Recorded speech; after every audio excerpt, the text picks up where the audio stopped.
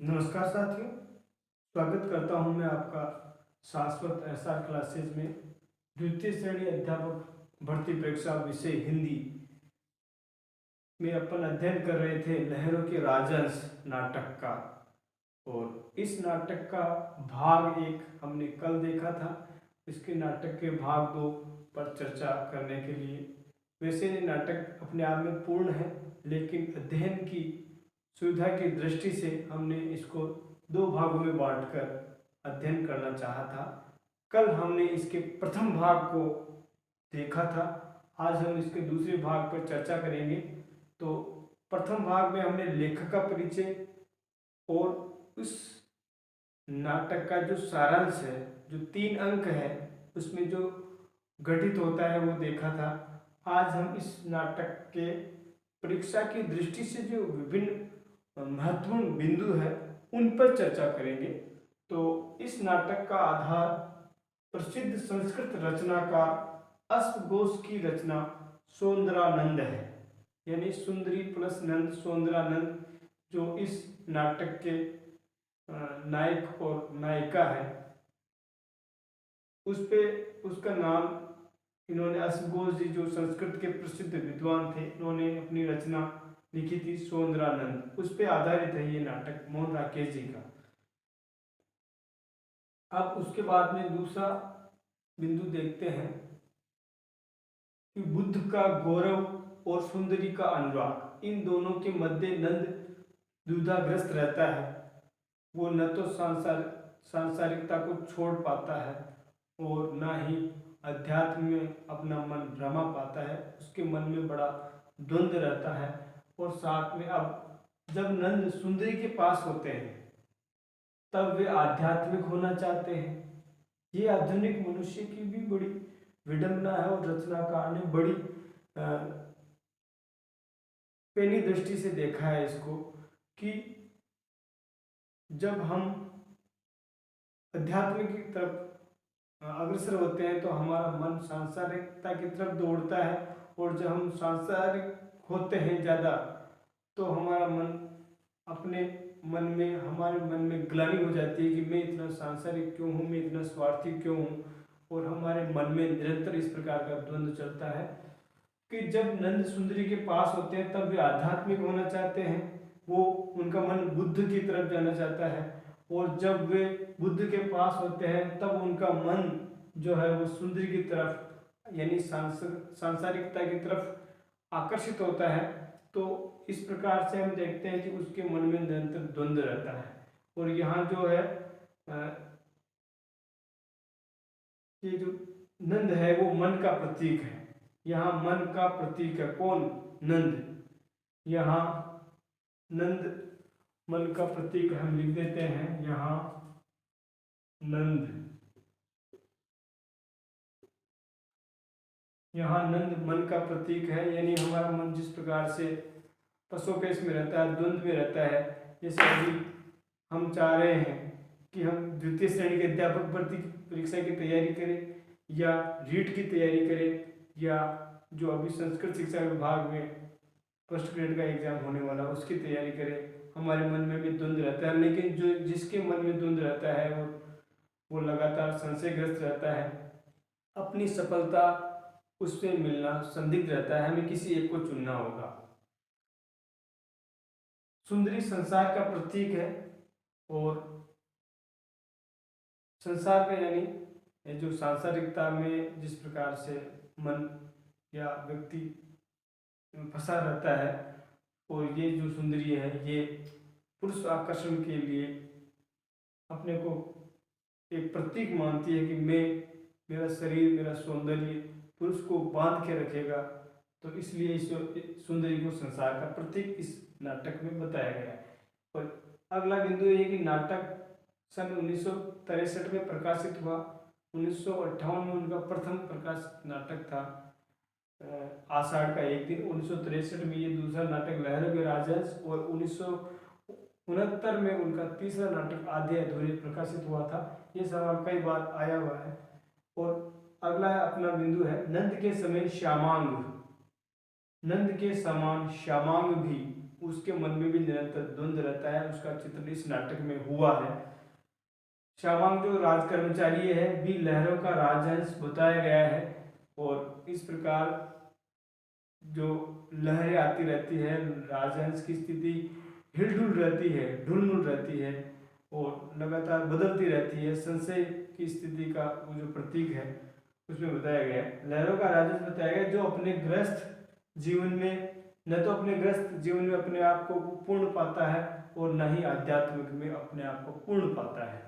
इसके बाद अपन देखते हैं 7वें बिंदु में आनंद नंद से कहता है। ये बड़ी बात है इस नाटक में कि आनंद नंद से कहता है जो व्यक्ति तुम्हारे किसी भी प्रश्न का उत्तर दे सकता है, यानी तुम्हारे मन के अंदर जो संशय है, जो द्वंद्व है, उस प्रश्न का उत्तर सिर्फ और सिर्फ तुम दे सकते हो। ये जो गौतम बुद्ध के बड़े शिष्य, सबसे प्रमुख शिष्य थे आनंद, वो कहते हैं नंद को कि तुम्हारे अंदर जो मन में जो संशय है, जो द्वंद्व है, उसका प्रश्न, उस प्रश्न का उत्तर, तुम्हारे द्वंद्व का उत्तर सिर्फ तुम्हारे पास है। इसका निश्चय तुम्हें ही करना होगा कि तुम्हें किसको चुनना है। इसी प्रकार से हम देखते हैं कि आपकी क्या जो क्षमताएं हैं, किस भर्ती में आप ज़्यादा मन लगा पा रहे हैं, कौन सा ज़्यादा आपको सूट कर रहा है, इसका निर्णय कोई भी कोचिंग संस्थान या कोई भी जो गुरुजी हैं, कोई भी आपको पढ़ाने वाले, आपको गाइडेंस देने वाले, वो नहीं कर सकते। आपको निर्णय ये आपको खुद करना है। इसका विवेक आपके खुद के पास है। सारी परिस्थितियां आप खुद जानते हैं कि मेरे लिए सबसे अच्छा क्या रहेगा। उसके बाद है, और वो कहते हैं आगे, उस प्रश्न का उस व्यक्ति जो व्यक्ति आपके द्वंद्व का उत्तर देगा, उस व्यक्ति का नाम नंद है। यानी आप खुद ही अपने संशय का, अपने द्वंद्व का उत्तर अपने आप को खोजो। सुंदरी कहती है, नाट्य अपन ने कल भी देखा था, नारी का आकर्षण पुरुष को पुरुष बनाता है और उसका आकर्षण उसे गौतम बुद्ध बना देता है। यानी नारी अगर पुरुष को बांध के नहीं रखती है अपने आकर्षण से, चाहे वो शारीरिक हो या परिवार का आकर्षण हो, किसी में भी वो पुरुष को बांध के नहीं रखती है तो नारी नहीं है इस सुंदरी के अनुसार। और नारी का आकर्षण ही पुरुष को पुरुष रखता है, यानी वो उसको बांध कर रखता है, इस संसार में चलायमान रखता है, इस संसार में उससे संबद्ध करता है, कांटेक्ट रखता है उसका लगातार से। और अगर पुरुष नारी के आकर्षण से दूर हो गया, यानी तो फिर वो आध्यात्मिकता में चला जाएगा और गौतम बुद्ध बन जाएगा। इसमें अलका से यशोधरा के संन्यास के संदर्भ में वो कहती है, सुंदरी कहती है अलका से, सुंदरी अलका से कहती है यशोधरा के संन्यास के संदर्भ में। और इस जो वाक्य है इसमें ये प्रश्न एक बार पहले भी आया हुआ है, अहम भाव से पूरित है वो, यानी उसको इस बात का गर्व है कि यशोधरा ने अपने पति यानी गौतम बुद्ध को अपने शारीरिक आकर्षण से उनको वो बांध नहीं पाई और इसलिए वो गौतम बुद्ध यशोधरा को छोड़ के चले गए और आध्यात्मिक हो गए। और वो अपने लिए सोचती है कि मैंने नंद को अपने शरीर के आकर्षण में बांध के रखा है और ये सांसारिकता से पूरित है, ये आध्यात्मिकता की तरफ से नहीं जा रहे हैं। तो इसमें वो बड़ी जीत मानती है अपनी। इस नाटक की कथा का केंद्र बिंदु है संसार और अध्यात्म के चुनाव का द्वंद्व। जिस समय ये नाटक लिखा गया उस समय की परिस्थितियां अलग थी। आज जो जितनी भौतिकता की दौड़ है उस समय नहीं थी। फिर भी उस समय कुछ मात्रा में जैसे सांसारिक आदमी होता है या आध्यात्मिक होता है, किस आदमी को, एक व्यक्ति को किसका चुनाव करना चाहिए या किस प्रकार उसके मन में द्वंद्व चलता है, यही इस जो नाटक का केंद्र बिंदु है। इसके बाद है ये कथन है, मैं नहीं हूँ, तुम नहीं हो, वह नहीं है। यानी ये इस प्रकार के जो आप देख रहे छोटे छोटे वाक्य हैं, द्वंद्वग्रस्त है, ये नंद का कथन है। इसके बाद अपन देखते हैं, कहने का अधिकार न हो परंतु सोचने का अधिकार तो हर एक को ही है, सबको ही है। कहने का अधिकार नहीं हो कर्मचारी को या जो परिचारिका दास दासी हैं उनको मान लो सोचने का अधिकार नहीं, ये कहने का अधिकार नहीं है, क्योंकि वो निम्न श्रेणी के पात्र है या निम्न श्रेणी का जीवन जीते हैं, लेकिन सोचने का अधिकार तो ईश्वर ने सभी को दिया है। ये सुंदरी से नंद का कथन है कि सुंदरी जब उसको लगातार अपने आकर्षण में बांध के रखने का प्रयास करती है, उसके सामने बड़ी बड़ी बातें कहती है, तब वो कहता है कि मान लो मुझे कहने का अधिकार नहीं है, प्रत्यक्ष रूप से नहीं कह रहा है, लेकिन फिर भी वो कहता है कि मुझे कहने का अधिकार नहीं हो, लेकिन सोचने का अधिकार तो है, मैं कुछ सोच तो सकता हूँ, क्या तुम मुझे सोचने भी नहीं दोगी।